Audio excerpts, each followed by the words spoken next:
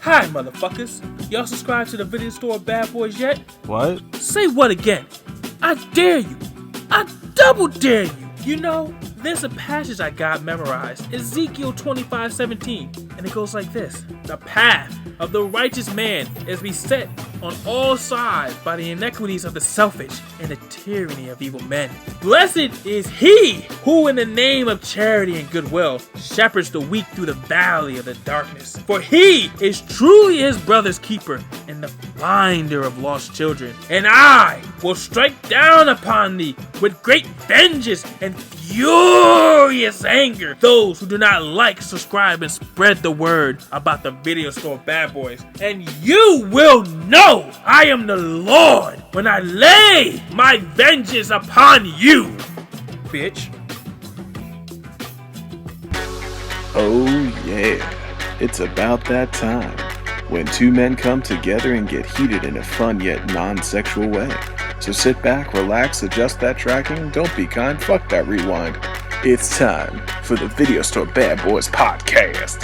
Yeah, boy! Does Tom Cruise tighten his ass when he gets in the sprint mode? I saw Species. I was traumatized when I saw the second one, and he choked this woman on his dick.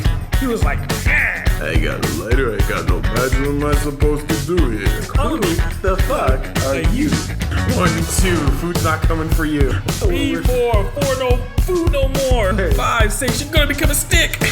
7, 8, you wish you ate. 9, 10, you'll never eat food again. So, titties. Titties in action. Go together like peanut butter and jelly. And now, your video store bad boys, David Coy and John Kent. What's up, everybody? Welcome to the 5th episode of the Video Store Bad Boys podcast. How you doing, people? This is David Coy, and across from me is Mr. Jonathan Kent. How are you doing, sir? Oh, I'm doing very well. I'm so excited to be back for a 5th thrilling episode. This is the 5th one, man. This is the Cinco of the podcast. Oh, that's terrible. I shouldn't even say anything like that. Oh, whatever. So yes, we've made it to 5. Yes, we did. That's actually pretty good. 5 is a good number. We're on a roll here. It doesn't even seem like, how can I say it? It's just like not so long ago that we just started, and we're already at 5. Sadly, it looks like we aren't getting as many subscribers and listeners as I would like, but we're going to change that. And that's up to you, folks. We need you to like, subscribe, tell your friends, please. We love you. We want to keep doing this, but we need your help. I don't mean to sound like a broken record, but we need you. So please spread the word and have everyone come here to the video store. All are welcome. Pants are optional, and no movie is off limits. None. And with that said, Jonathan, let's just kick this right off with a couple of news bits, shall we? Would you like to start us off? I would love to. So here we're going to talk about just a few quick little news bits before we get to our topics of discussion. A lot of stuff has dropped in the movie news world. Starting off, we're going to talk about announcement in the world of Warner Brothers Animation. In the world of Batman, your favorite hero, David? Yes. Looks like we are getting a new animated movie, and before I say what it is, can we just take a second and say, for the fucking mess that is the live-action Warner Brothers DC treatments, the fucking train wrecks they are, WB Animation, pretty solid, right? Oh, very solid. Like, you can't go wrong. And even with the animation, they're even doing, like, a cohesive universe. Right! If you look at their last, like, let's say, 8 to 10 movies have all been this, like, in this universe with the same type of animation style, same voice actors. It's been very consistent, and it is very stark contrast to what the DCEU has been doing. Exactly, and I don't know why, if you're doing, again, oh, here we go, my hands are starting to shake, my anger is rising, okay. Let it rise, let it boil. The fucking CW, Greg Berlanti does an amazing job with that universe. The Green Arrow, Flash, Supergirl, even as I'm not a big fan of the Superman and Lois they cast, but that show too is still very well done. That guy runs that ship beautifully. Warner Brothers Animation is run the same way. They can't fucking do it on the big screen, and it gets me so fucking mad. Yes, you guys have heard us on this rant previously and before, and we're just so passionate about it that we're going to just keep on ranting about it. But yes, I don't understand how we can get the animation and the TV shows in some type of order, cohesiveness, but we can't with the movies. Is it like too much moving parts? Is it because they have a showrunner? I don't understand why. Because we know it's not hard. Look at Marvel. They're doing quite awesomely with it, quite well with it. So I'm trying to figure out what is going on that DC or Warner Brothers can't do with their movies. But the animation on point. They have really not missed. Even when they do their standalone movies, cartoon movies, it's still really good. Indeed, and it looks like they're keeping with it because this announcement, this is huge for Batman fans. Batman the Long Halloween, based on the acclaimed 1996 comic series by the great Jeff Loeb and Tim Sale, is coming to animation form as a film in 2 parts. Yes. Ooh, 2 parts? That's even better because the comic is very long. It took me we said in the last episode, I like to binge movies and shows. No, boy does he. You have no idea. So I actually finished the comic in like 2 days. Damn. Because I was just so into it because it's a really good story. It's so good. The animation, the drawings were very captivating. Even though it was a unique style, it was still really good. Oh yeah, it's a classic. This was the big inspiration for Christopher Nolan. Came out like I said, 1996. And you read it was a 13 issue limited series. You read all of it, like all at once? Yeah, because I bought it as a graphic novel form. I actually bought it. It was like one of those comics books that I wanted to get for years now, and I just throughout time, you forget, you buy stuff, whatever. I finally bought it earlier this year as a graphic novel, so it's all in one format, or all together, one collection, and read it as that. And also said it's the inspiration for Nolan's Batman. I think it's also the inspiration, a couple key parts for the Batman with Matt Reeves directing. Yeah, I could see that. I know it is. Still not a fan of who they cast as Batman, but again, I'm not going to go down that road. Not going to go that road, no. Though they may have fucked that casting up, in this animated film, David, The Long Halloween, I feel they have cast an awesome choice. The man himself, Jensen Ackles, aka Dean Winchester from Supernatural, will be providing the voice of Bruce Wayne and Batman. And you may remember, he has lent his voice to the DC Universe before in Batman Under the Red Hood. Oh, who was he then? Who was he as? He was the Red Hood. Oh, he was not Tim Drake, not Dick Grayson.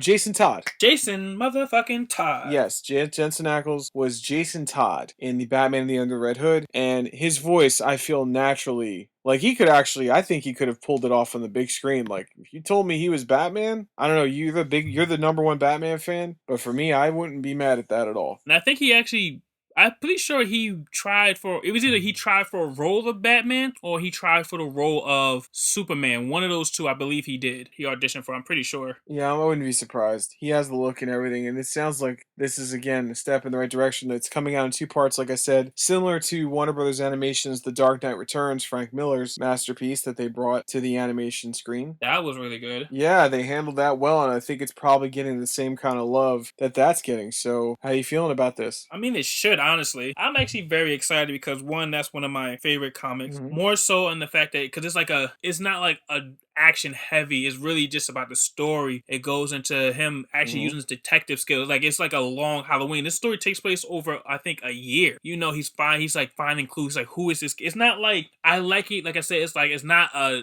story, or it's not, he doesn't figure out the crime in 1 night, 2 nights a week. It's very drawn out. It's like purposeful. It's beats in there. Just like it draws you into the story. Yeah, it's gonna be. I have no doubt this is gonna be done well, especially for Jensen to sign on for all the years he did Supernatural. I mean, he doesn't need the money, so. Nah, yeah, exactly. He's been doing Supernatural for 20 years? Close to it, I believe. Oh my god. Yeah, almost. Just about. I mean that, and the crazy thing is, from what I understand, one of the heads of CW said when it was brought up to them about, I think Kevin Smith said this when he spoke to this guy, to where he said, hey, listen, as long as those boys want to do that show, we'll let them. Like, it was pretty much up to them to walk away when they wanted to. Like, if they wanted to end Supernatural, like, hey, you guys are done? Okay, cool. Yeah, and it is done now, but that show, that show is so popular, and they get along so well. all they could do conventions. They have such a huge fan They following. do. Remember when we went to that one convention and you and Andrew got mad. Andrew's our friend who goes to that convention with us. That I didn't recognize the car. Like, you guys literally Oh my looked at God, me David! like I broke the cardinal sin of life. It was like, you don't know what this car is? How do you not know what this car is? You're not a true fan of anything. I was like, Well, I don't know so if you. I wouldn't sorry. say that. I wouldn't say that you said you were a true fan of. That's But what it that felt is. like. That is what it felt like. I felt like I just Oh, like stop! We love you. I know, but I felt like I was like, did I fuck up? Did I mess up? I'm so sorry. You did though. You did. I mean, you're talking about the Impala from Supernatural. Their car has become pretty recognizable. So, I mean, he. I mean, I don't know how you didn't recognize it, being that you've watched the show's been on for 20 years almost, and you're like, "What's that?" I have never watched the show. It's like I felt like it felt like How dare you? I know. I felt like if someone looked at No, me and it's was cool. like if I'm looking at the Batmobile and someone said, "What's that?" What? Yeah, How can you not tell? you have no room to talk, because if anyone ever said that in your presence, oh my God, the same personality that comes out of you when someone messes with your food would emerge like Linda Blair in The Exorcist. Your fucking head would spin around and you'd murder people. You Yes. won't say that to David. Don't.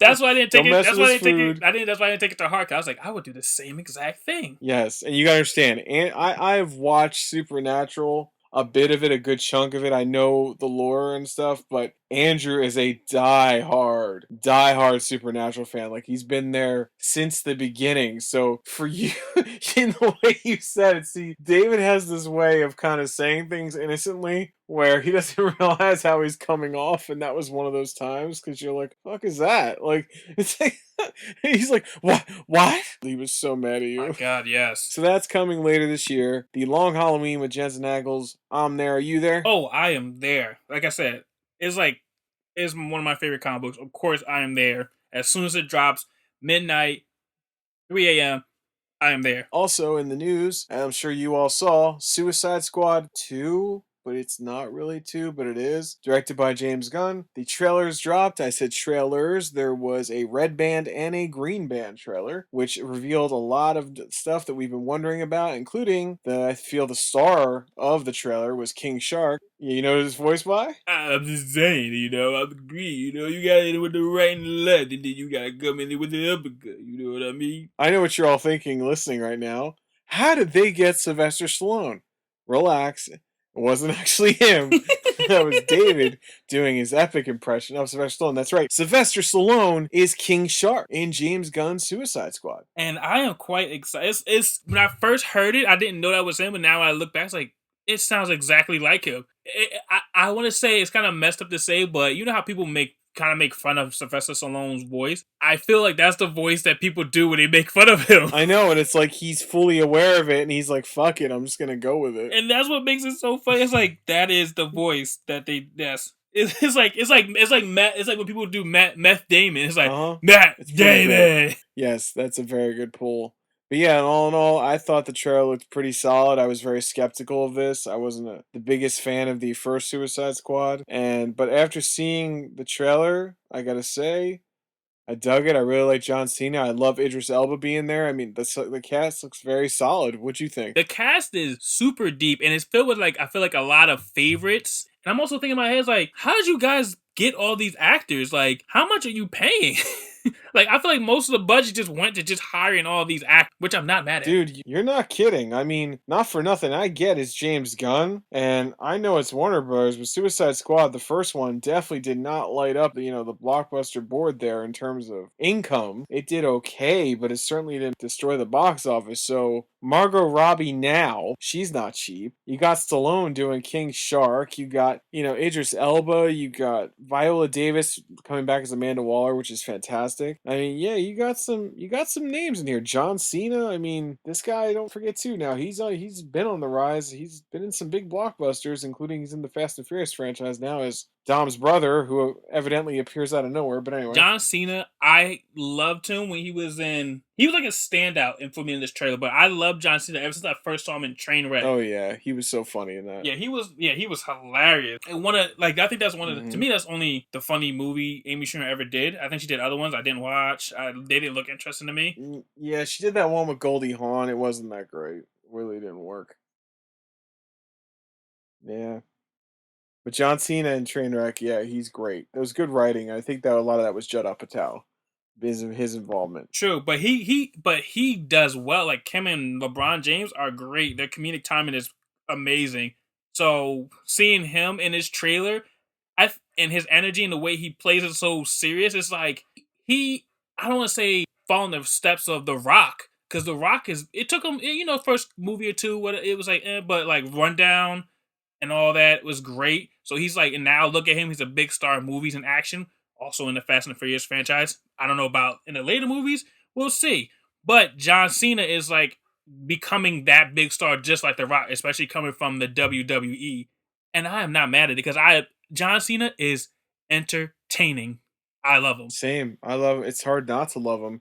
And it's very interesting. No, you make a valid point about him being like The Rock, especially being that after over the years now, Vin Diesel and The Rock kind of beefed in the Fast and the Furious franchise, and they don't exactly get along. So it seems like them slipping John Cena in. Granted, it's that that franchise. That's a rant for another day. Oh my God, where that franchise has ended up. Mm-hmm. Oh, the crazy shit that is going on, and now Vin Diesel has a brother. That fucking franchise is 20 years old. We never even heard about his brother or anything. He always talked about it was him and Mia. Now he has a brother. Yeah. Anyway, we won't go down that road, but still, that's no fault of John Cena. He's fantastic. He looks amazing in this. He is playing the character of Peacemaker, and he's just, even that outfit he's wearing, who the hell could pull that off besides him? Exactly. It looks so it's just the helmet and the colors of the suit. It looks so comedic. But he owns it. He owns it. He does. That's what makes it so much. It makes it even funnier. And the fact that he was like, I'll do whatever I can for freedom. If there's a bag, if this whole beach is filled with a bunch of dicks and I need to eat them for freedom and liberty, I'll do it. I'm just like, what? That's so outrageous. It's so great. And also, I mean, talk about David Desmalchin, who you remember from The Dark Knight. He was the one that Harvey was interrogating with the gun to his head, and the Batman's like, what do you expect to learn from him? He's schizophrenic. He was in Ant-Man. He's been on so much stuff. And he's playing Polka Dot Man. That's something where on paper you're like, how the hell are they going to pull this off? And he is that right actor for that, to where he's a little quirky, but he's such a good actor. Like, he seems to be nailing that as well, and that's not an easy character. Also, of course, it's James Gunn, so you have the inclusion of those from the Guardians of the Galaxy kind of creeping in, like Michael Rooker as Savant. Michael Rooker, by the way, who we got to see in person at a Heroes and Villains? Was it Heroes and Villains or Comic-Con? It was Heroes and Villains. That's right, thank you. In Edison, New Jersey. Remember, he came out from behind his table with that like metal pole? Yes, and he was just like, I was like, yeah, we lit up because he was just so much fun to watch. Like, he's just a character. Yeah, he's awesome. And he started, I'm telling you, he came out from behind the table at this con. Michael Rooker took this metal pole and started freaking whipping that thing like Darth Maul. And it was like, what are we seeing? This is amazing. And I think the fact that he's been acting for so long, like he's been in iconic roles and roles that stand the test of time. Like, I can't even name all of them, but he's just been in those movies where you see him, you'll know him. It's like, yeah, he's probably one of his first movies, and it's very disturbing. It's Henry, Portrait of a Serial Killer.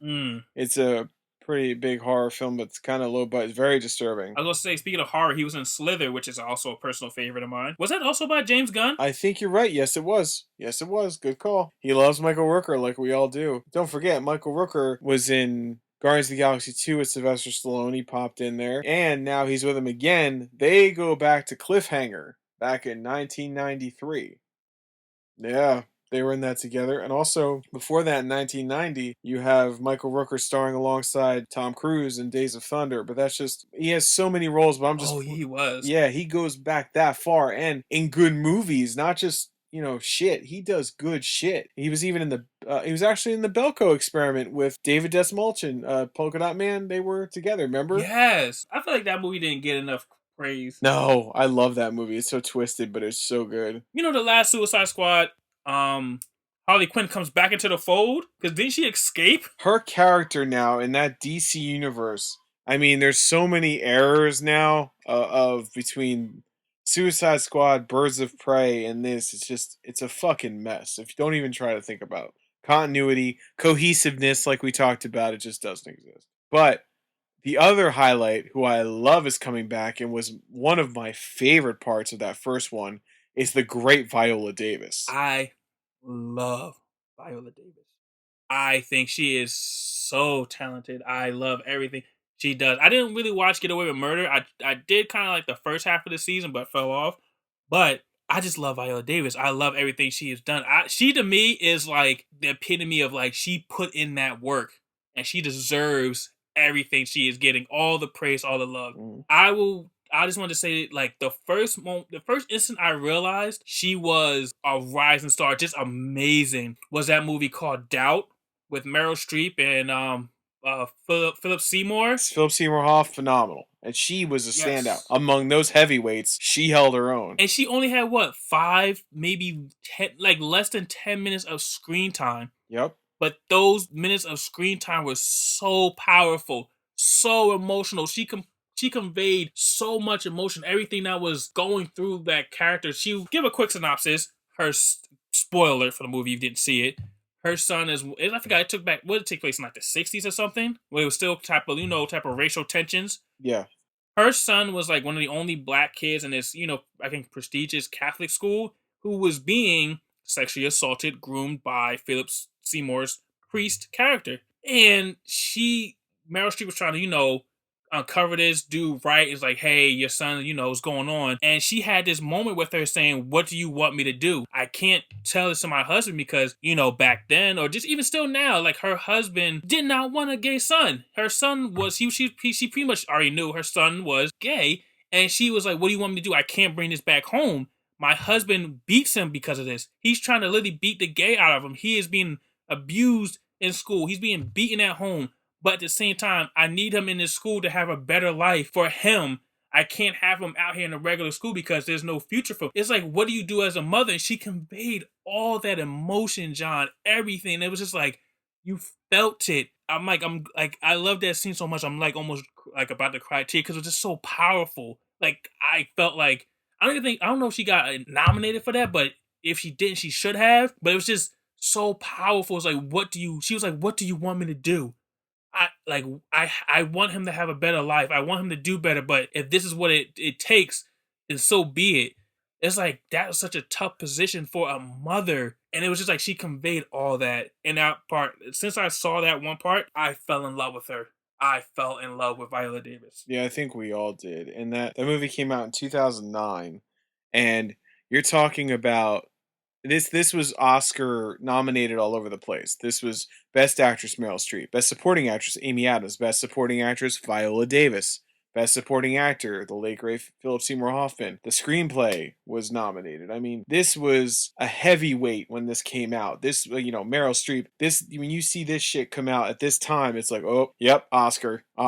And like you said, she is in this movie. Like, you said everything perfectly. I'm not going to repeat anything you said, but she stood out. And in Suicide Squad, that's why she's such a gift, because this is a legit actress. This is a real deal actress that is a heavyweight of Oscar caliber. And she is playing this character, Amanda Waller, who prior to this was only seen in any kind of screen was in the Batman the Animated Series. It was never a live action version of this character. It's a very complicated character. And when she stands amongst this ragtag group of anti-heroes, villains, whatever you want to call them, they have super abilities, like, for example, Will Smith. I mean, it's Deadshot. Forget it, he'll put a bullet, in your pupil. And she had no fear. And she didn't take any shit from any of them. She was not afraid of Harley Quinn's crazy. She didn't give a shit. Yeah. She was the most badass woman in that movie. And that's why it's great when Will Smith says, now that's gangster. Because she is. She commands so much. And when she's sitting at that restaurant scene with Bruce Wayne even, like, she's just the fucking boss. And it's just, yes, she's not like big or anything like that, but she just has that way, that acting ability to command that authority, and that's why she's such an amazing presence as Amanda Waller. And to see her back, dude, take my money. Yes, take it all. This is a Stan account for her. Yep. And how nice is it to see Idris Elba, running around this movie too? I love that man. I still think he should be the next James Bond. I will stand by that, just like you stand by. Me and you both. Fuck Me yeah, and you they've been both. toying with the idea of a black James Bond. Well, if you're gonna do it, there's only one man. I don't care if you're man, woman, straight or gay. That is a beautiful man. Woo! And he's smooth as shit. And he's cool. And he can pull off the Mhm. action. He can Like- do all that. He says Bond, James Bond, forget Yes. it. Panties will drop and men's briefs will drop as well. Oh yeah, as soon as you says that, my panties are off right now. It's fine. I told you, it's all optional here, and there's no judgment. It's not gay if it's Idris Elba. Write that down. And if it is, listen, that's a good-looking man. Hey, listen, if that's who you want to go with, you have good taste. Yes, amazing taste. But yes, Yeah, that's they top have shelf man right there. Yeah. I like that top shelf man. Ain't no bottom shelf over here. Top shelf. Oh no, it's you go Idris, man. You're treating yourself to a first class ride. You're getting that top sirloin wagyu steak. Amen. So go ahead. What were you gonna say? I don't even remember. We just went on a tangent, just how our love for these people. I know it's a great cast. It's probably I think one of the best casts that have come out of a DC movie yet. You know what? I would say outside. I was gonna say Justice League, but I keep thinking about. I'm sorry, but I mean the Snyder Cut did him justice. Ezra Miller with the Flash, but everyone else is perfectly cast. Ezra Miller did better in the Snyder Cut, But he sucks. which is no fault to, I guess, him. I guess we can blame Joss Whedon in the studio for that, but still not fully sold. I'm like a good 60 to 70% sold on him. No. But with that said, let's go on to the next topic: the Obi-Wan Kenobi series on Disney Plus. Ooh, I am very excited for this. Mm-hmm. Ewan McGregor is coming back. Yes. And he hasn't played officially. I mean, yes, he gave us a little voice, little something in the shitty new trilogy, the Rey saga. We did hear his voice a little bit in there. He did come back to kind of give that little snippet, but now he's going to be wielding a fucking lightsaber again, and he is going to be facing off against his old nemesis. Oh shit, Darth Vader. But not just any Darth Vader, David. Who is playing Darth Vader? Mr. Hayden Christensen himself. I'm also questioning, like, how does that work? Because I thought they didn't see each other until Star Wars: A New Hope. Yeah, well, no, there's a lot of years in between after Episode 3. I know what you're saying. Like, it almost made it seem like they didn't reunite until A New Hope. But there's all those years in between. That's a lot of years, that happens. I mean, do you think we're going to get the Darth Vader that we got that amazing sample of in Rogue One? I hope so, because that, even before we saw that scene at the end where he cut through all those people, he was a badass. He just commanded that presence. I also think it's also because of James Earl Jones' voice. But now that I'm thinking about it, okay, it's cool that Hayden Christensen is coming back as Darth Vader, but does it really matter? Because he's behind the mask. You don't really see him. It's not Darth Vader without James Earl Jones' voice. You read my mind. You beat me to it. I was going to say the same thing. I don't understand this casting because it really doesn't matter who you put under the suit. It's more the voice of James Earl Jones. So are they going to be doing like Hayden Christensen with a James Earl Jones effect?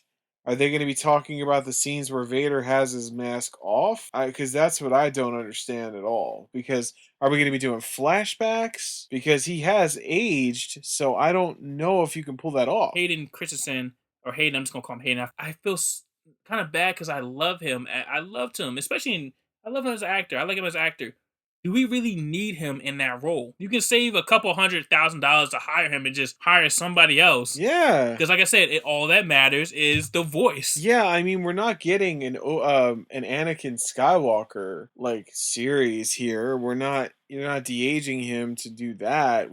Plus no one would really want it because you made the prequels, so I think it covered it. I mean, and interestingly enough, he was Darth Vader when Darth Vader was first technically born at the very end of Episode 3, and said his amazing yelling line when he finds out about Padme, and no. Thank you. That's it. No. I mean, he's in the suit in that scene. He requested it, but did it matter? Does anyone even notice that? No. Exactly. So it's like, We're gonna get a maskless Vader more often now. He's gonna be talking like in that weird bath he takes or whatever the hell he sits in. Like, I mean, what the hell? Do we really want that? I mean, Vader is better hmm when he's fully Vader. That's why I mean the reveal at the end of Return of the Jedi when he sees his father and he's like, "You're right about me." Like that's powerful because it reminds you, "Oh my God, yeah, there is a human being under there, but we forgot because he became such this mechanical monster." There's really no reason to see Hayden Christensen's face. There isn't, like you said. I don't know. Either way, though, if this is done the same treatment and love, well, that's the problem, though. It's not being handled by the same people that do The Mandalorian. This is not going to be Favreau and Filoni, that's for sure. This is Kathleen Kennedy. Watch out. I mean, it already took them forever to start this because we've been hearing about this Yeah. show for years. Yeah. So I think it's. I mean, I heard like COVID pushed it back. It's just like it took forever to get it started. It's like I want it, but not really. I'm excited. It's like I would say I'm more 65% want it, but now that I heard that the Kennedy woman, what's her name again? Kathleen Kennedy. Kathy Kennedy is in charge of it. I'm just like, Ugh. nah, I don't really want because this is the same woman that tried to Tell him. feed us this bullshit about Tell him. Star Wars, The Last Jedi, and what was the last one again? I forgot because I don't even care about it. Rise of Skywalker. It was Force Awakens, Last Jedi, Rise of shitty ass Skywalker. The same woman that tried to say, "Oh, we planned this out from the beginning." No, the fuck Bullshit. you did not. The first movie, as Bullshit. much as it was a rehash of New Hope, it was still great. But the fact that they set up all this stuff for the third trilogy, and none of it paid off, it's like it almost it gets me furious, John. It reminds me of the whole Justice League, how they set that up. Oh, it's very similar. It's very similar. It's just that I feel like I'm more upset about Star Wars because it's been so many years. You have the opportunity to do right, and what did you do? You start off with a fucking bang, and then you just Shit the bed. fizzle out. Like even when you look back at the second one, you know, Last Jedi? The Last Jedi, if they kind of still stuck with that, I wouldn't. It's like in hindsight, when you look at the third one, The Rise of Skywalker, then the second one doesn't look as bad.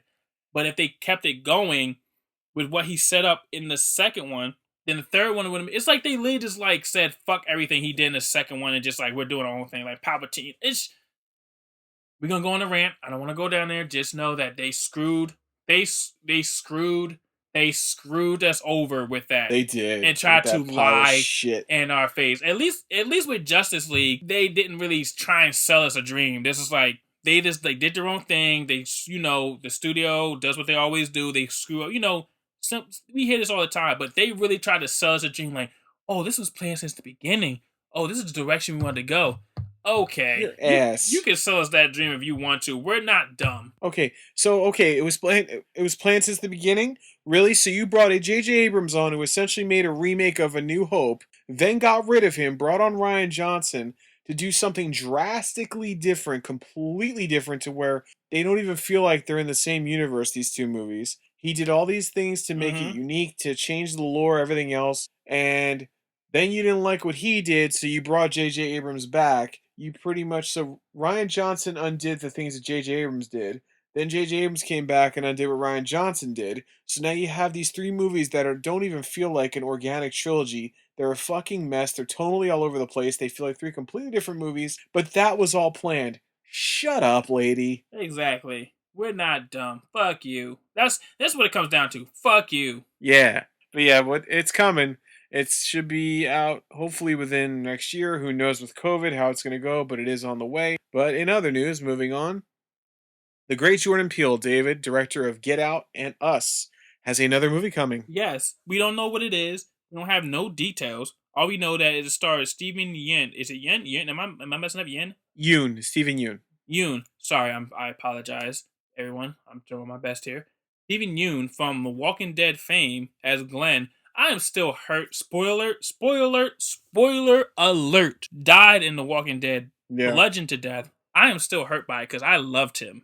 He was a favorite for me. So when we lost him, it was never the same. No. Lucille took his ass out, and It was brutal. We remember that big setup. We didn't know who was going to die, and it was fucking Glenn.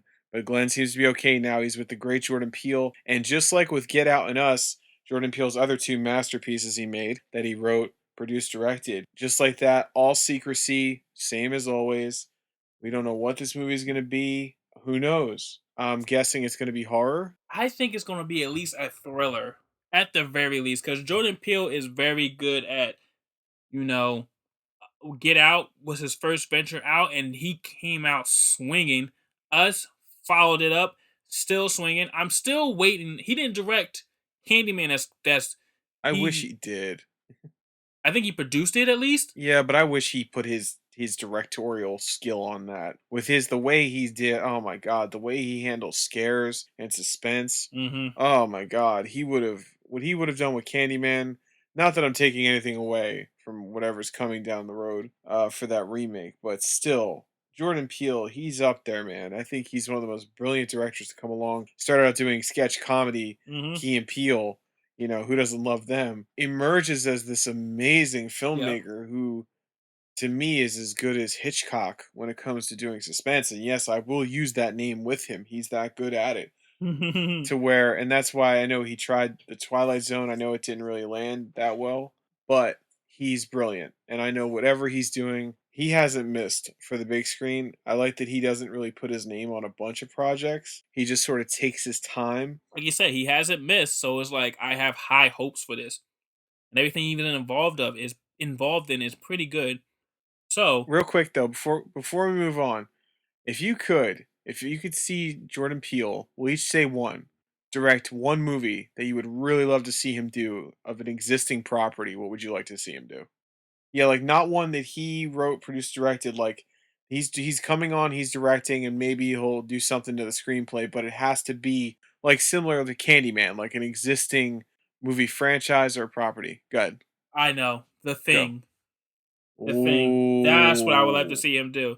I would good love to choice. see what he would do. It's hard to follow up what already with with John Carpenter with the thing, but to see his spin on it, That is a great pull. I mean, yes, we had that. Well, don't forget we had that sort of prequel to the thing, made in I think it was like 2011. Yeah, nobody really fucking likes it.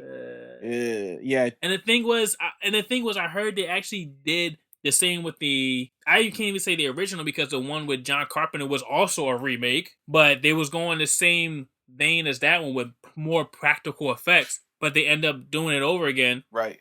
with digital effects, which it's like it just didn't hold up as the same because John Carpenter's the thing. Those practical effects still haunt me to this day. Because they're amazing. Mm-hmm. They're so good that that's the craftsmanship of a lot of those guys, the special effects guys. Now they're not they don't really employ them as much anymore, so that skill level hasn't been allowed to really keep going, grow, evolve. Because what those guys did with, if you even find Mm-hmm. out what they used for some of the ingredients to make that stuff, it's like, that's what you used and it looked that good? Geniuses, artists of all types. Mm-hmm. That's a great suggestion. He would nail the thing. He would get the suspense, the scares. Definitely with the right special effects crew, that's perfect. That's absolutely perfect. Good call. And yours, what would you pick? I honestly want to see him do Jaws. I mean, there hasn't been a Jaws movie since 1987. I'm talking official. I'm not talking Deep Blue Sea, The Meg, these ones that are kind of looking back at Jaws, kind of winking at it. I'm talking Mm-hmm. they've shopped it around for years about that Jaws property possibly doing a remake. If one man could pull it off, and especially when in the movie Us, when the kid's wearing the Jaws shirt, I right away. And the way he handles suspense and everything else, and he really pulls out amazing performances in his actors. I feel if one man could nail the suspense, because that's what makes the original Jaws so powerful. It's suspense, a lot of it. It's also the underbelly of the people shit going on, the greed, the all that stuff, and the characters And involved. also the fact that it really was suspenseful because he had so much issues with the shark, so Steven Spielberg had to work around that. Right. And I think that's something that Jordan Peele is aware of. And he wouldn't be so quick to show the shark as much. He knows how effective Mm-hmm. building up to something is. You can even see it in Us, especially when the little girl walks off the Mm-hmm. boardwalk on the beach. It's one of my favorite parts. And you see her go into the darkness, and you don't know what's going on. that kind of stuff right there, where he didn't overshow it, he didn't do too much, stuff like that is where I feel his brilliance just shines, and I think he would destroy at that. It'd be perfect. I like your choice. Oh my god, I think we both picked very good movies for him to recreate or remake. Yeah, so Jordan, if you're out there, please do it. We're in. But moving on, there is a movie coming of a beloved 80s cartoon, which, as we know in the past, things like G.I. Joe and stuff, hasn't really landed. I don't know. But there's one movie property off of this show. This has been tossed around for many, many years. They've tried very hard to get this off the ground. There's been rumors forever, but now it's officially happening. Thunder! Thunder! Thunder! Thundercats! Ho! Yep, it's coming. Yes, I love that. Actually, I really like that. I don't really remember much of the what happened in daily episodes or each episode, but it was definitely very iconic. I remember watching it in the morning or afternoon. It was and then it was just really good. I just loved it. It's just one of those movies, shows you just put on. It was just like it's just entertaining. Oh yeah, and sneakily very anime. You know, for an '80s show, that was one of that and Voltron, Defenders of the Universe, very much anime style, kind of without people realizing it. And huge show, amazing toys. Oh my god, worth so much money now. They're awesome. You have Lion-O, all that. Mumra is the villain, and all that's coming. And it's being directed by Adam Wingard. And this man is such a freaking super fan of this. He pretty much almost failed out of high school because his entire year of his 10th grade, he was writing a Thundercat script, and he wants to do it faithful to the TV series. He wants to do it right. I feel like someone who loves a property that much, puts that much care into it, to make sure it's still the essence of what it originally was. Like, you don't want the same thing, but you still want the essence of what made it so great. Which I feel like sometimes a lot of directors miss when they make remakes or reboots or rehashes. They just do it just to do it. Like, they're not really fans of it. It's like when you're a fan or you love it that much, or you respect the genre or the property that much, you make sure that you put that love into it to make sure it's, like I said, the essence. You make sure it hits all those beats that it needs to hit. Like, you're not doing a lot of fan service. You're not doing it just to please them, but you're doing, like, I still want you guys to be happy, but I'm not doing it really for you. You know what I mean? It's that fine line. Oh, okay. So in other words, you're just hoping that he doesn't handle this the way M. Night Shyamalan handled The Last Airbender. Okay, I got it. That was that was a low blow. Exactly. It was. I mean, we take low blows, but it's just like, come on, M. Night Shyamalan, you was on a high, and you just kind of just fucked it up. And then you came back, kind of, sort of, and still kind of fucked it up. It's like he's just back and forth. He's a fuck up. It's like when I hear M. Night Shyamalan movie come, it's like, Yay, okay. I'm gonna get disappointed again. Yay. It's like a 50-50. It's like, am I happy you're making a movie, or am I going to be upset, or should I be upset? It's so true. I don't know I know what to call it. I don't know how to call it. It gets my anxiety up because I'm like, great. Now I'm nervous because, your name is big enough where it's like, oh, wow. But then I go down that road of all the things I blocked out of my head from your shitty fucking movies that you set me up for all these expectations, especially the fucking Village and the goddamn Happening and all that other horse shit. And the fucking Unbreakable, Split, and the Glass, the way you ended that bullshit. I mean, Unbreakable and Split, phenomenal. Glass ended like garbage.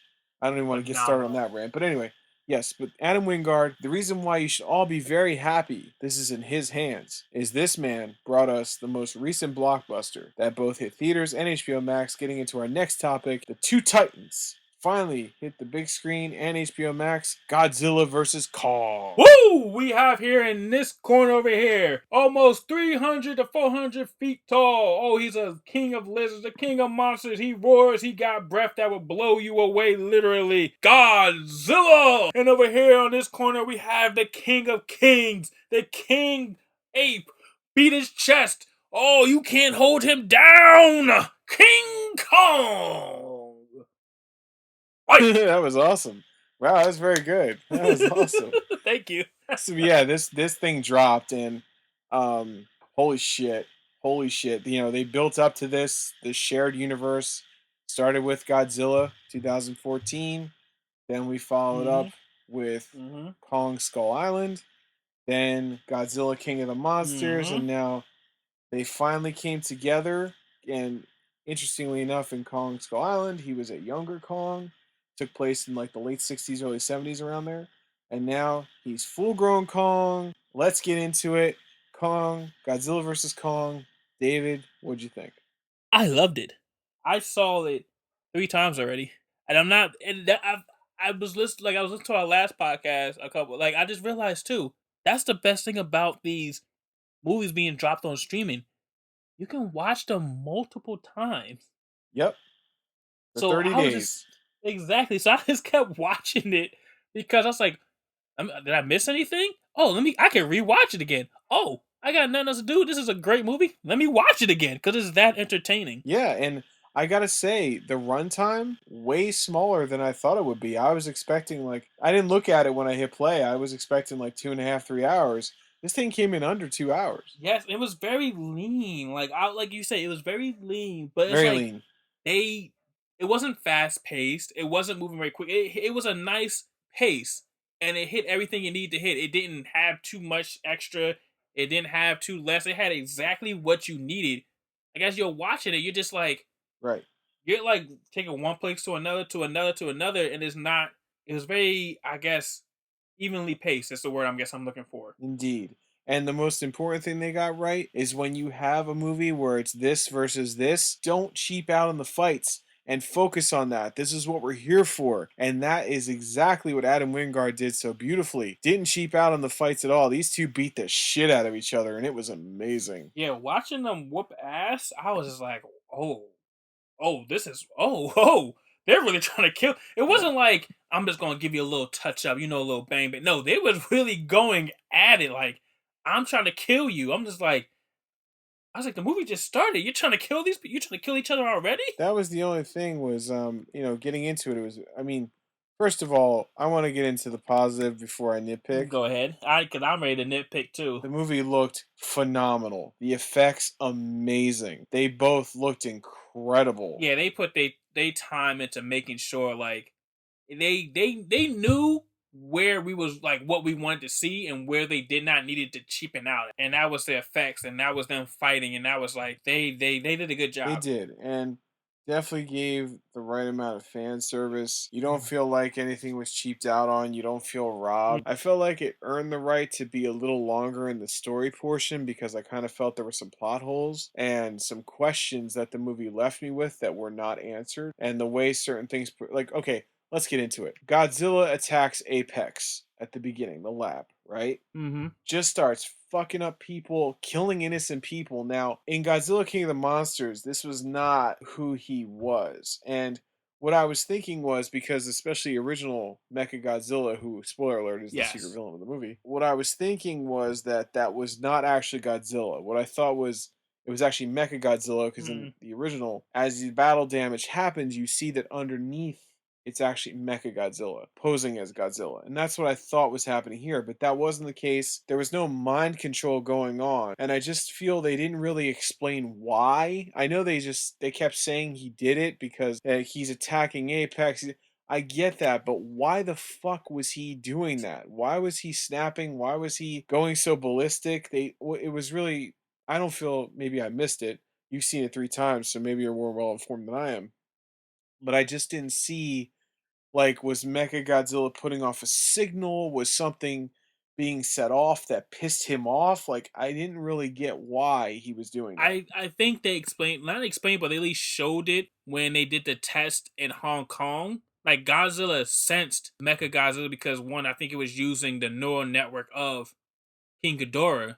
So that one scene where he's just, swimming in the ocean, all of a sudden he's like, oh, King Ghidorah's here? He's like, he's an alpha. He's like, oh, he's still around? Oh, I'm about to take his head off. So I feel like he went to Apex in Florida because they did a test there with, King Ghidorah, his, essence or whatnot, and Godzilla sensed it. He went there to like, yo, I'm gonna take this dude out. I'm gonna destroy this Right. one facility or one place where he is at. So that's how I saw it. Even though, like you said, they could have probably explained that a little bit better. Right, and also, but I also that's fine, but it didn't. It kind of glossed over the fact that why was Godzilla hurting people? That really wasn't something that he was aiming to do. But here, he was just going on a fucking massacre, and it was like, why is he so dark all of a sudden? Why is he this angry? Like that's what I didn't understand. I feel like, I mean, at least with that, I saw it as when you're that huge, you don't really care about the ants. You're just like, I say, unlike, let's say, Superman, Man of Steel, when you see all this destruction, people dying, they already said only 12 people, a lot of people were injured, only 4 deaths. That was a lot of fucking destruction. Right. And that's like, I feel like they at least gave you like, oh, or they didn't really show people actually dying, or they show people.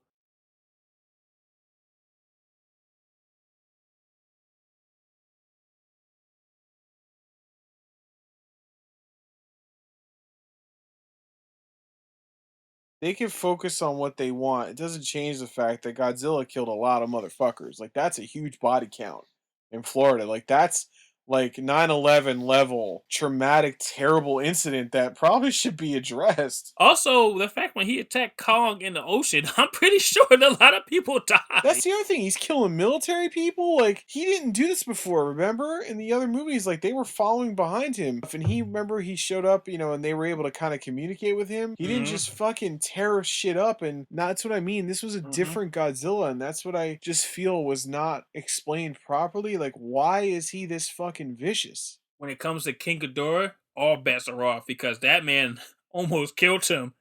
They have a rivalry, a legendary rivalry.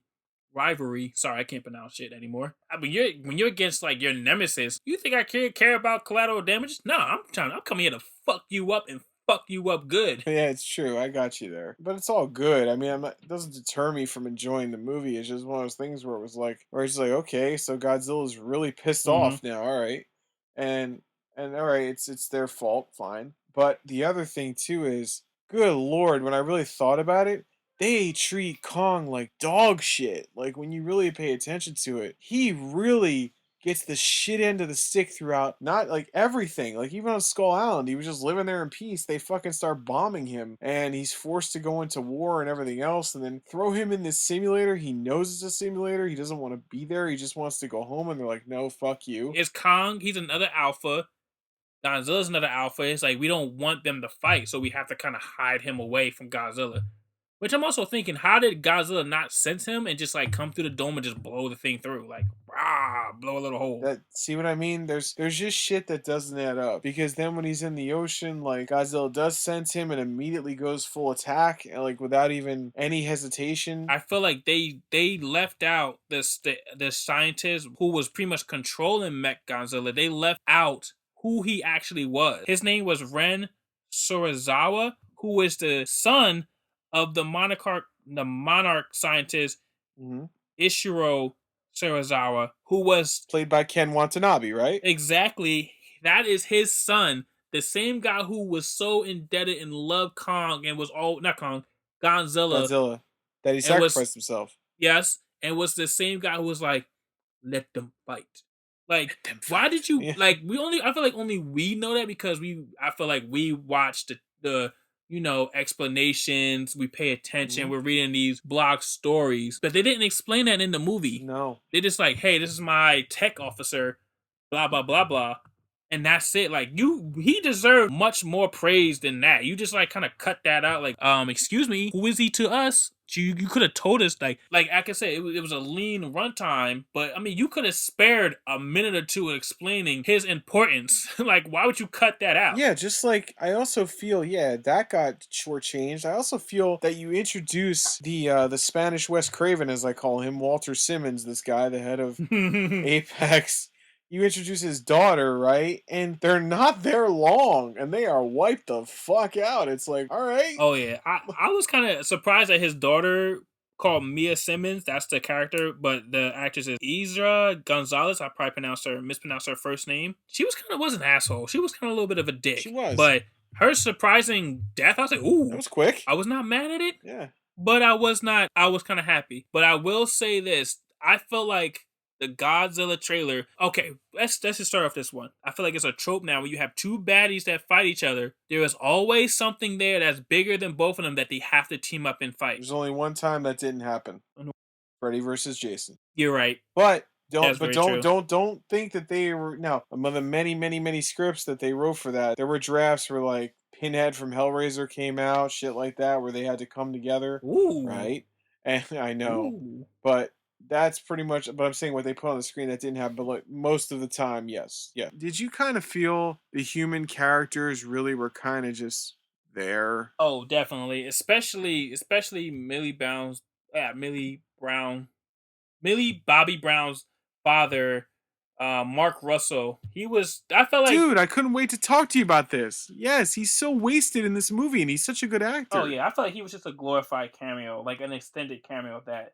I mean, I enjoyed watching him and seeing him back on screen, but I was just like, it was just enough to like, hey, we're still connected to the other movies. It was essentially there just so he could hug his daughter at the end. That's all the only, and they showed him in the trailer too, like as if he's the one that says Godzilla's killing people and we don't know why. It's like thinking he's going to be really involved and he's not really, no. at all. Yeah, and I also feel like Millie Bobby Brown, the other characters as well. That the kid from Deadpool. Oh yes.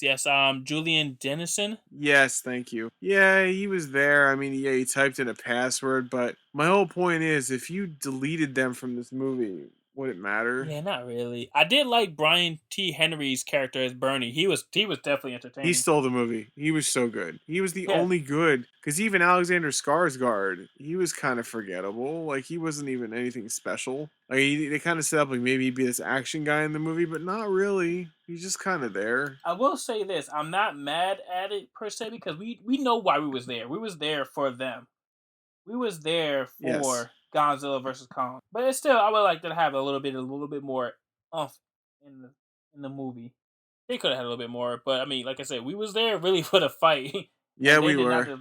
They did not disappoint us on that. No, let's get into it, man. The when Kong jawed Godzilla and Godzilla hit him back, they were not fucking around at all. Not at all. And I honestly thought that like maybe there's gonna like each win one, but no, Godzilla really dominated. Yeah, both times. Even when Kong came back with the axe and hit him in the head, and I was like, oh, he was like, oh, didn't matter. And even he said, oh, Kong won this round. You called it too early, bro. Because Kong came back was like, oh, I'm not done. But I like the stuff that Kong was doing. I like that he was using strategy because he's smart. Like, he's a very skilled warrior. He was doing misdirection. He was doing all these tricks. And I like that when my favorite is when Godzilla kept trying to amp up to blow fire, and he kept just fucking hitting him. He was doing everything he could to just keep rejecting it. It was so great. Oh, yeah. It was beautiful. It was kick. I also was very shocked. I knew Godzilla was powerful when he used his atomic breath and blew a hole all the way. Oh, dude, okay. All the way. We need to get into this. We need to get into the center of the earth. I was like, wait, what? How is that even possible? How long was he doing that for? How long did he have enough breath for that? Yeah, because that bugged me to death. Because I'm like, whoa. You mean to tell me there's a tunnel that leads from Antarctica to fucking Hong Kong? That he just blew that quick? Exactly. It was just, yeah, that was everything they kind of glossed over. It was like, wait, what? And then Kong just leaps through that fucking hole, and the next thing you know, they're battling in Hong Kong. It's like, I get it. He went through that, the center of the earth and went into the other world, sort of. It's underneath the earth. I don't think he went that far, though. I just felt at that moment, I was like, yeah, Godzilla is just too powerful. Also, something I noticed that caught my eye that I want to tell you about. I was watching the credits, right? And there's no post-credits scene. For those of you out there who haven't seen it, don't waste your time. But they were talking, I saw a thing, footage from Kong Skull Island, footage from Godzilla King of the Monsters, blah, blah, blah, which was cool. They incorporated all that stuff. But then I saw Lethal Weapon 2, property of Warner Brothers, and I was like, what the fuck? Lethal Weapon 2? Wait, what? And I sat back, and then I realized why. There is a Lethal Weapon 2 Easter egg in this movie. And I noticed it when I was watching it, but I didn't think they would give credit to the actual movie. I mean, I didn't really see it was associated with that, but they did. What it is remember when Kong popped his shoulder out? Mm-hmm. And then he slammed it against the building to put it back? Yeah. That's what Martin Riggs, Mel Gibson, that's the running joke of Lethal Weapon from Lethal Weapon 2, 3, and 4, is that he can voluntarily dislocate and pop his shoulder back in even though it hurts him. It starts out, he's in the police station because Riggs is always out of his mind. He's crazy. It's part of the character. And he's betting his coworkers that he can't get out of a straitjacket. And they're all have money on the table. And then he pops his shoulder out and gets out of it. And they're like, doesn't that hurt? He goes, yes, it does, but not as much as when you put it back in. And then he pops his shoulder back in. It happens at the end of the movie. It happens in Lethal Weapon 3. It happens again in Lethal Weapon 4. It's like his thing. So him popping his shoulder back, they're put it in the credits. It's apparently directly attributed to Lethal Weapon 2. I feel like that's a stretch because they do that in almost every movie. Me too. With someone pops their shoulder out, they punch it against a building and pop it back in. They do that in a lot of movies. So for them to kind of only give that credit to Lethal Weapon is kind of a stretch. Not only that, but when I saw Lethal Weapon 2, I was sitting there saying to myself, I'm like, they can't mean the shoulder. Did somebody watch Lethal Weapon 2 in this movie and I missed it? Yeah, I feel like they had to have missed. I don't know. That was a stretch. But that's great that they did that. But I'm just like, come on. No, it was a winner. But you know what? They really shouldn't hear from us because the super fan who lives in my house, my son Zachary, who was so amped up for this, he is the expert here. So what do you think, David? Should we throw it over to him? Oh yeah, of course. Come on in, Zach. Let's hear your opinion on this movie. I know you already have something for us. Thank you, David. Ladies and gentlemen, it is my pleasure to introduce my son, Zachary. He is 6 years old. He is a super fan of King Kong and Godzilla. Say hi. Hi. I was not someone who was the biggest Godzilla fan before this new string of movies came along, and I certainly didn't push it on him. He himself, on his own, discovered Godzilla and King Kong. He has watched all the movies. We own them all. He even watches the old school Godzilla movies, which sometimes I can't even sit there. I don't know how you do that. So, big Godzilla and King Kong fan, what did you think of this movie? I'll give it a 1 out of 10. 1 out of 10. That's actually a 1 out of 100. That means 1 is the lowest score or the highest score? That's a 500. That's a 500 out of 1,000. So you like the movie? Mm-hmm. All right. So you have seen, tell the people, you've seen all the movies before this, right? Mm-hmm. This is part of a string of films that began with Godzilla in 2014. Then we had Kong Skull Island, we had Godzilla, the King of the Monsters, and now this. And you have seen them all how many times? I saw the trailer 5 times. So But how many times have you seen those other movies like Skull Island and King of the Monsters? How many times have you watched those? 5 and 5. 5 and 5. I can tell you firsthand, folks. He's seen it a lot more than that. He knows them by heart. So, what did you like about it? I like the way how they fought. Mm-hmm. And I like Mechagodzilla's look. That's right. Mechagodzilla was the secret villain. Now, we had a little bet going, me and him, to where I thought it was going to be Gigan. He said he saw Mechagodzilla in the trailer.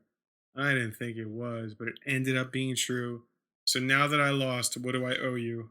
Okay. A cupcake. And I will pay in full. So yeah, Mechagodzilla was the secret villain. How surprised were you to see him? A lot surprised. What'd you think of how he looked? That would be 100 out of 1,000. Okay, but besides the numbers, using words, what did you think about his look? How did he look? Like cool. Cool. Yeah. Mm-hmm. So, and he was made by the Apex Mhm. Cybernetics, right? Mm-hmm. The bad guys. And we found out he was the reason them building him was what. Who did that draw in? Who did that wake up and make mad that they were making Mechagodzilla? Godzilla. Right. Godzilla is actually a creature that lives underwater. Correct. Correct. So they set it up in these two movies. Godzilla and King Kong fought. Tell these people, if they haven't seen it, how good were the fights? Good. Yeah. What was your favorite part of the fights? I liked when they were actually fighting on the ship in the water. Yeah, that was the first fight, right? Mm-hmm. And who won that one? King Kong. But then again, he was dragged underwater, right? Mm-hmm. And then he came up on the ship, and it looked like he was kind of knocked out. So did King Kong win that, or Godzilla that one? You think? Godzilla. And then what happened in their second fight in Hong Kong? King Kong won. Mm-hmm. Okay. Tell them about the fight. Like, what happened? Who punched who? Like, go ahead. Tell them. First, King Kong punched Godzilla right in the face, and then Godzilla actually slapped King Kong right in the face, and then King, King Kong actually dodged him, and then pushed him on the in the water. Right off that boat, like get off the boat, right? And then when he got off the ship, when Godzilla charges up, he jumped so he wouldn't get burned. Right. That's right. And that was the end of the first battle. And then right before the second one, they took King Kong somewhere deep in the earth, right? Hong Kong. Right, Hong Kong. Right. And then he fighted three warbats. That's right. The Warbat, which we And then there's all of them in there. There's Skullcrawler, Warbat, Godzilla, and King Kong, and Mechagodzilla. You nailed them all. That's right. See, he's a super fan. He knows all this stuff. So out of all of those, what did you think of the Warbat? I know you really were waiting to see that. What did you think? This is the first time we've seen the Warbat on the big screen. What did you think about how they did it? That would be 10 out of 100. What happened when they fought Kong? Their blood was green and they looked gross, and I was about to bark. That's right. It was very gross. Remember he ripped, what did he do to them? Like he ripped the head off? Yeah. Oh. And then what? Then he drunk the blood. That's right, he did. Oh. Wow, yeah.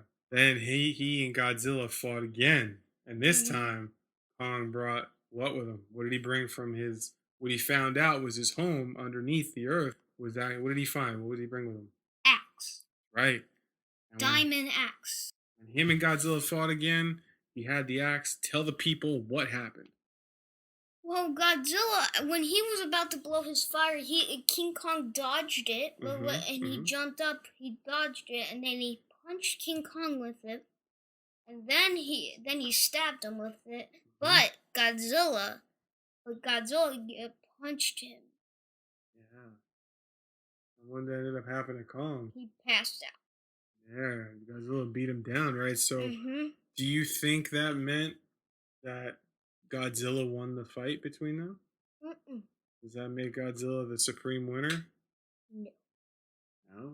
Why? What happened to Kong? He didn't die, did he? He waked up. How'd they wake him up? That's right, they did an electrical charge. He was like, what? Exactly. And you know what? Going back, Kong has a friend in this movie, right? Who's that? Godzilla. But before that, who talks to him? And then we find out is the only one that understands and Look, talks to him. this little girl was deaf. She can't speak, Right. but she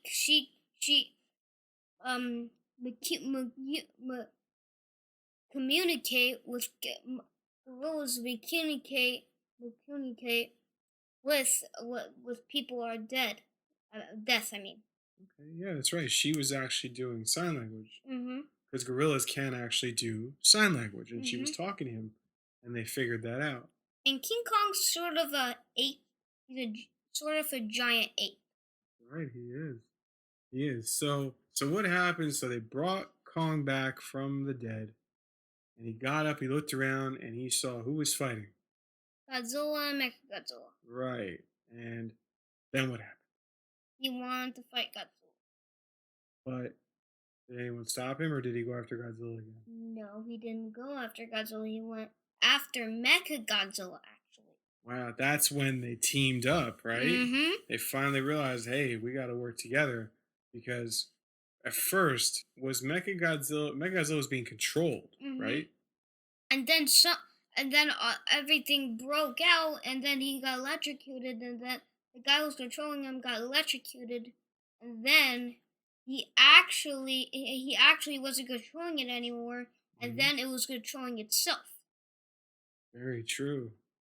Very true. And then Mechagodzilla became, it's called the self-aware, like he was thinking for himself.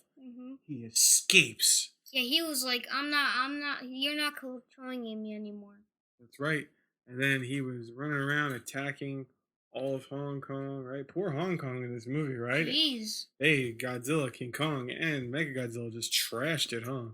Yeah. So when it came down to it, Godzilla and Kong teaming up against Mechagodzilla, what happened to Mechagodzilla? He was like a piece of junk, and then he broke. And I said it better myself.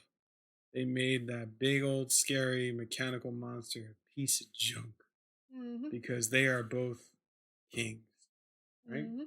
So when they beat Mechagodzilla, what happened between them? Did they fight again? No. They wanted to be friends. That's right. And they were. And that's pretty much how the movie ended, right? They kind of went their own ways. Godzilla, yeah, go ahead. But there might be a part 2 of Godzilla vs. King Kong with Mecha King Ghidorah.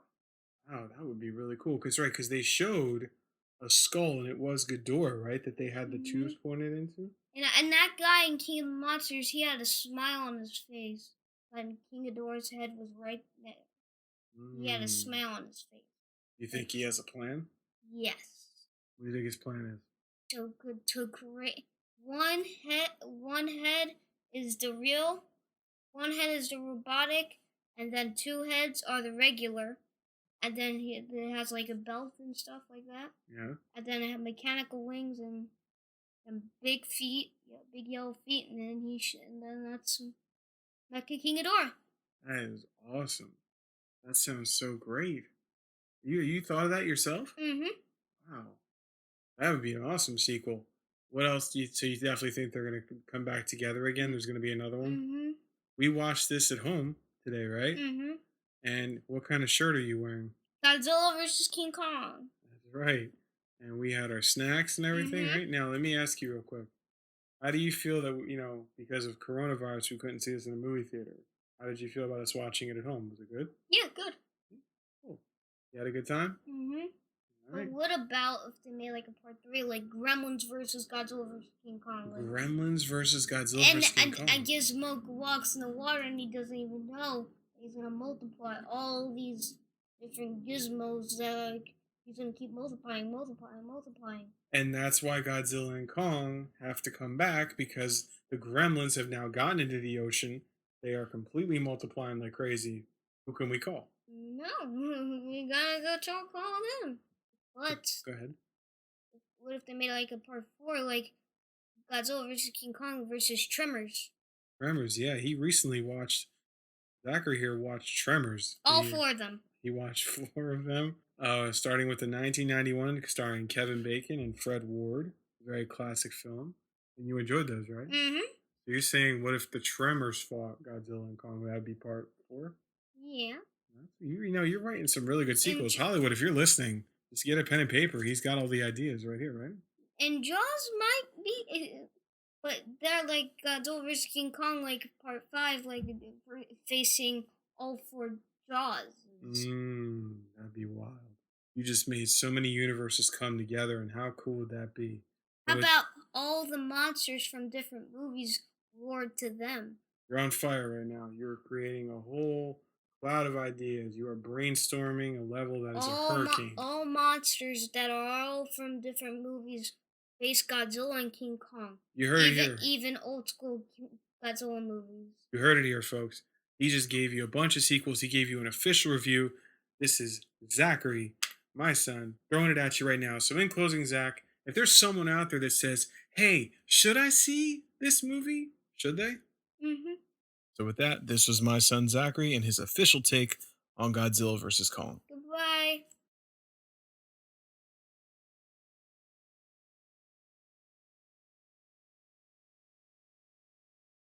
And there you have, folks. That's everything you need to know about Godzilla vs. Kong. But you know what I was thinking, David? Like, my son is you heard in his interview.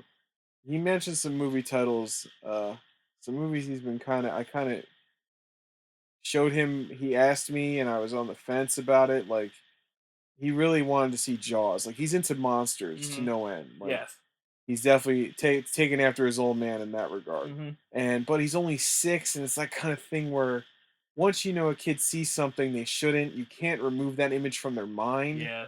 So it's like, what do I do? And it got me thinking, and even Denise and I talked about this as well, and you and I also, is especially our generation, the fucking shit we saw as kids that we shouldn't have seen. Yes. But I also think about, too, I don't think we fully understood some of the stuff that we saw. or at No. least the jokes, at least, because there's definitely I was like I didn't get the joke. Now I'm looking back at it as an adult, it's like, oh wow, oh. David and I are going to talk briefly about some movies we saw as children that we probably shouldn't have. And I know a lot of you out there have probably gone through the same thing where it's like you don't realize till you're grown up, like, what the fuck? I watched that as a kid? So, David, why don't you start us out? I have a request because I only heard you talk about this, and you know what I'm going to ask you No. is a certain film involving a succubus alien female. Tell the folks. The movie is Species. If you don't know anything about Species, it is a very R-rated, sexualized movie of this alien crossbreed between an alien and female, whose sole purpose is to breed and create a baby. She escapes this facility, and she is out here killing women because she's jealous that they got attention, and she is having sex. Titties are out everywhere. Oh, everywhere. I remember everywhere. And the fact that this movie had 2 other sequels, I believe. Yeah. But the fact that it was just titties out everywhere. I saw this as a little kid. I remember seeing this in the same room as my mom. I was like, oh, dude, oh. That's the worst. How old were you when you saw it? I'm just I curious. don't even remember. I probably was like 8. And I just remember telling my mom, don't tell Dad I saw this. And she didn't realize. I don't even think she realized what I was watching. Oh, my God. But she was just like, oh. It was too late, but what made it even worse is the fact that I feel like every kid our age at that point saw this movie as kids. Oh, dude. Who was like, oh. There's so many films like that. Like, I look back because I was such a horror hound at a young age. Like, I flocked to Fangoria. I wanted to watch horror films so bad. And the fucked up thing about when I was growing up is I could watch all the murdering I want, even in action movies. I could see people get shot to shit fucking watching Lethal Weapon, Die Hard, shit like that on TV. But a pair of titties comes out, cover your eyes, which makes no fucking sense. I realized looking back, like, why I loved fucking watching Die Hard as a kid. Tons of people dying in that movie. Fucking Predator. Holy shit. There's people getting spines ripped out. I'm watching this as a little kid. Especially in a house where now, see, there's streaming, there's iPads, there's all this shit. When older generations here, like you and I even, especially when you're in a house with only one TV, that, you watch whatever is on. You didn't have a choice. You know what I'm saying? Like, so in a way it was bad sometimes, but in a way it was good because we then watched things that we never would have watched if we had a choice. But where it went horribly wrong is we were then exposed to films that children should not be seeing, like Species, for example. Dude, the first pair of titties I saw, because I wanted to see Friday the 13th movies, Jason, Freddy, I wanted to watch all those. And I remember seeing Nightmare on Elm Street 3, and there is a moment in that film where I remember it was the first nudity I ever saw in a film, and you gotta understand, we were kids, like the internet was not what it is now, so seeing nudity in a film was a big deal, am I right? Yes, it was. I mean, it was very naughty, and that's why in your situation I feel so bad for you because, if you're in a room where, holy shit, you have adults near you and like this awkward nudity happens, it's like, especially if it's your mom, it's like, wait, no, I shouldn't be watching this. No. Yeah, and I remember in Nightmare on Elm Street 3, Jesus Christ, I still remember this like it was yesterday.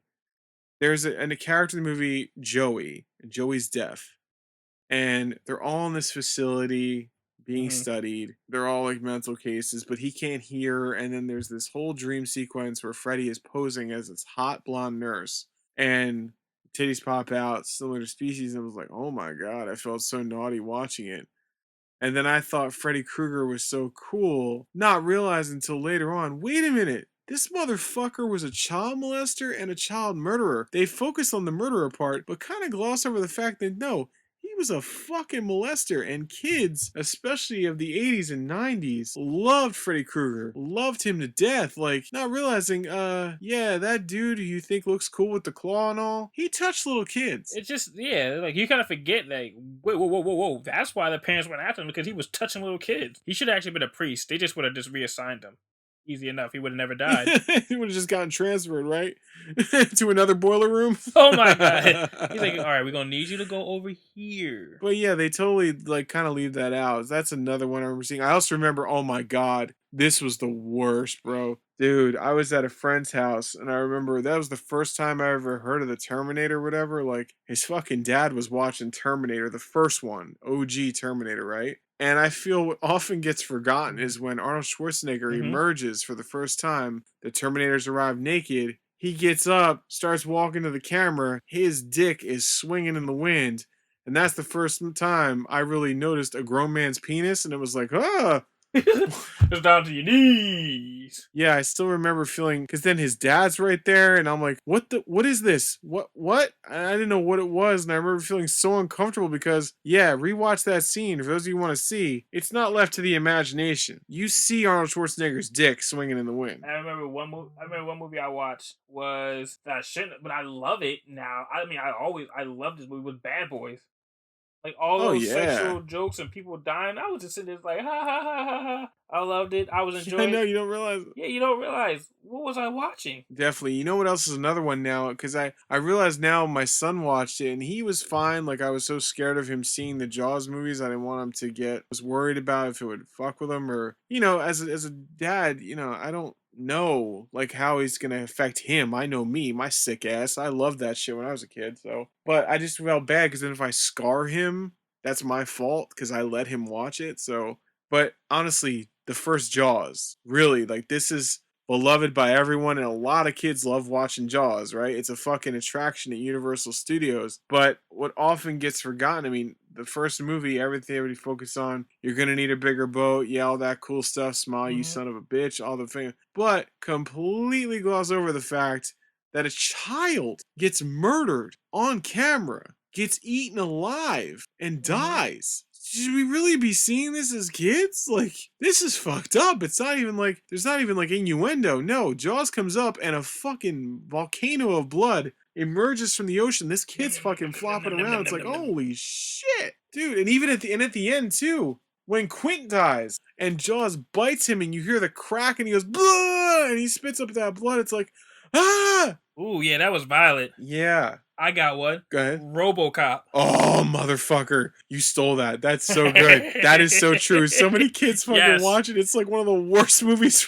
Like, it's so bad in terms of language and everything. It's so bad for a kid to see yet. Oh, when you do, it's so great. I know, but it's like so violent and so satirical. And it's just like, Dude. how did I get away with watching that? It's all pawned off like this cool RoboCop, and he looks awesome. And, the gun that goes into his hip, him flipping the gun, dead or alive, you're coming with me. All that cool stuff, but then you leave out all the other shit. I mean, when his death alone was extremely violent in the beginning. Yup. When Murphy gets killed, the death that makes him then become RoboCop, they shoot the shit out of him. Oh my god, they I never seen anyone get shot up that bad in forever. Yeah, it's brutal. Do you have any others? How High. I did not know anything about that. I had know nothing about weed, but I was watching that and enjoyed that movie because it was just that good. Yeah. I guess the same could be said like with Cheech and Chong, I think has the same kind of appeal to where if you don't know what it's about, you kind of just see them as these funny guys. You don't really pay attention. I think Harold and Kumar kind of fall in the same vein, which is, yeah, these guys seem kooky, but you don't realize, no, this is all from drugs. Exactly. They're talking about a lot of weed. How High is so great, though. It's so fucking funny. Yes, it's just a classic. Like, I can just watch it anytime and just entertained. My next one definitely is one too that I don't mean to keep repeating myself, but you gotta understand, like, I feel this way now because after seeing my 6-year-old watch this and then realizing how many times I watched as a kid and I glossed over the twisted parts, definitely another movie that gets pawned off as a movie great for kids and it's so beloved is fucking Gremlins. Gremlins is fucking twisted. Don't get me wrong, the Gremlins are aiming to kill people, which kind of they get glossed over that they're always doing these funny antics and they are hilarious, but they're out to murder and they murder a lot of people in that town. Like they really are out to kill. Like that, I think that kind of gets kind of left out a lot of times because the way they do it kind of comes off so funny. They kill people, or they get killed violently. Violently, right? Like it's not. This isn't a kids' movie. It really isn't. It's pawned off that way, but it's not. But yes, but the part of this movie, and talk about the what the fuck moment of this movie, is when the movie comes to a whole halt. Everything stops, and when Kate, the girl in the movie, the love interest of Zach Galligan, Billy, talks about her dad. And this is twisted on a number of levels. You hear that her dad broke his neck, died instantly when coming down the chimney playing Santa Claus. So in this moment, you find out that this girl's dad died, and they didn't know till Christmas morning when they smelled the smell from the fucking chimney. So this girl found her father dead in the chimney Christmas morning. What does this have to do with the fucking monsters that you throw water on that multiply? But it fits kind of perfectly in this dark theme of everything going on. So just like it was definitely out of left field, but warranted. She just says it and then the movie moves on. There's no reason for her to say it. It's not like there's a payoff, or there's not like a gremlin gets stuck in the chimney. It's like, oh, I know what to do. This is how my dad died, or something. Like there's no I know what to do. There's no fucking reason for this to be here. And this girl who you see is this cute girl that lives in town and that he wants to take on a date and works at the bar, harbors a very pitch black, dark secret in her life where it's like, god damn, where it's like, Billy, I know she's hot, but that bitch is crazy. Cray. We're running low on time here, so I think it's time. Should we move on? Yes, speaking of movies that we shouldn't have watched as kids, physical media recommendation of movies you should definitely not watch or safe to watch around kids. Good choice. Yes, we are going to focus on, just like we were talking about, we're going to give you two. Just when you thought about all these movies we talked about, we're going to give you two that for sure you should never watch around kids. Trust us on these two. Yes. Yes. Do you want to go first? Oh, sure. Even though we are now in April, I know it's not really time for Christmas. My pool is the 80s horror Christmas classic, Silent Night, Deadly Night. This came out in 1984, spawned a bunch of sequels that were garbage. Yes. The second one shows the famous clip of that horrible scene. Garbage Day. You know, remember that? The one I showed you? Yeah, that's the sequel. But the first one, the one that started it all, is, I feel, the best out of it. But this movie was banned all over the place. All right, yeah, you can talk about, there's two Christmas horror movies that I feel are the quintessential Christmas slashers. You have Black Christmas, directed by Bob Clark. This is the other one, though. See, now Black Christmas has to do with a killer in a sorority, right? It really doesn't matter that it takes place at Christmas. It really is kind of cool, it is, but it doesn't really fuck with the lore of Christmas. Here, kids, this is horrible. There's this dude named Billy. When he's a kid, him and his parents go to visit his grandfather who has dementia. They're all like, we got to get home because Santa Claus is coming. And the grandfather, he's out of it. He doesn't talk. He's like totally sitting there staring off. The parents go talk to the nurse and they leave this little kid with the grandfather. He comes alive, grabs this little kid who's only like 5 years old, and he's like, you think Santa Claus is good? No, he's not. You see him, you fucking run for the hills and shit, right? Okay, oh my god. See, that's not traumatic enough. On the way home, you see this red car pulled over the side of the road, and there's a guy dressed as Santa Claus, and he goes, Santa Claus! And it looks like this Santa Claus guy, who you find out in the beginning of the movie actually robbed a liquor store and shot somebody. He ends up pulling his gun out, shoots the car goes off the road, the dad dies instantly. He rips the kid goes running into the woods, rips the mom out of the car, rips her shirt open, like tits and everything are out, cuts her up, then walks over to the little kid in the bushes as Santa Claus saying, I'm gonna kill you, little fucker. Like, it's so bad. Then, fast forward, this poor kid goes to an orphanage with this nun who's a total bitch. He witnesses shit like people having sex and everything else, and he's gets beaten by the nun. Oh, dude, you have no idea. What? So he gets older, he works at a toy store, right? And he's big, he's 18, but he looks like he's really jacked. And he seems like a nice dude. Well, everything is fine. So he's working at the toy store. Everything's good. It's fun too. It's fun because it's 84, so you get like really cool stuff in the toy store if you're a retro toy fan. It all comes down to one little problem when the guy who normally plays Santa Claus can't make it, so they ask Billy to play Santa Claus, and it ignites his PTSD, and dressed as Santa goes on a murdering rampage. So you have so much going on here. So you have childhood trauma, creepy grandfather, parents getting murdered in front of you, Santa Claus fucking hacking people up, like as dressed as Santa Claus. Like, it's fucked up. You don't definitely. I would rather a kid watch Black Christmas than this. Wait, you said Black Christmas? Yes, a kid is better off watching Black Christmas than this movie. Wow. Because again, you could say, Billy the killer in there, he's living in, I don't want to spoil it, but he's a killer, of course, but at least they're not seeing Santa Claus fucking murdering people because of his PTSD that he constantly flashbacks to of his poor mom getting cut in front of him topless after his creepy grandfather yelled at it. Like, oh my god, it's insane. Ooh, that's violent, but that's good. But I love it so much. You got all quiet, like, oh shit. Yeah, but it was like, you understand when this came out, dude, you have no idea. Back in the 80s, this was pulled from theaters a week after release. Parents fucking... a week after release. Oh my what god. Is this? They banned, like, they went ape shit on this, talking about a killer Santa Claus. Like, there's a whole documentary on this. I highly recommend you get the copy I have. It's Scream Factory's Blu-ray. It's fantastic. It's full of special features that talk about this, and it's this is actually something that it ended up being a big hit because of its controversy. So like I said, you can't go wrong when it comes to horror. Scream Factory, I will love them till the day I die. Great packaging, great special features, and the HD makeover is amazing. I would suggest if you're a real fan, go with the Scream Factory Blu-ray. Well, I don't know how I can follow up that request, but I think I got a good movie, and I feel like once you hear what this movie is, you like, damn it, Dave, you're right.